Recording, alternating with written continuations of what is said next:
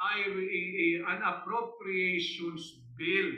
Kaya nga po, hindi ba, binalangkas natin ng isang araw, sinasabi ko sa inyo, malinaw sa ating Article 6, Section 24 of our 1987 Constitution na ang lahat po ng appropriations bill shall originate from the House of Representatives and no other. Bakit po sa House of Representatives? Bakit sa mga kongresista?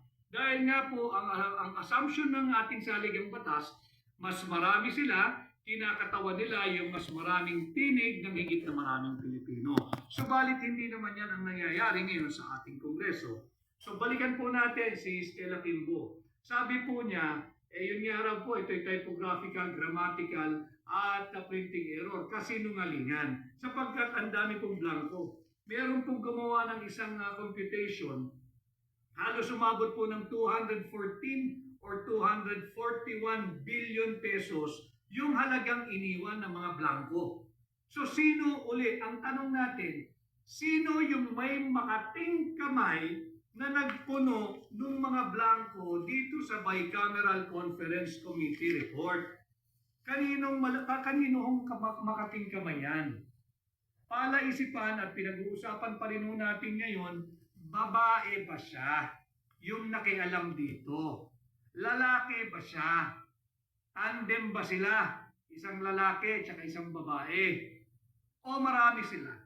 Kaya nga po dapat silang managot, panagutin natin. Ang tinuturo yung atin pong mga kababayan na empleyado ng gobyerno, lalo na po dyan sa Senado at dyan sa House of Representatives, mag-iingat po kayo. Tila may malalaglag dito at mukhang ang direksyon yung mga miyembro ng Technical Working Group o yung technical staff ng Committee on Appropriation at ng Senate Committee on Finance, yung technical staff. Bakit?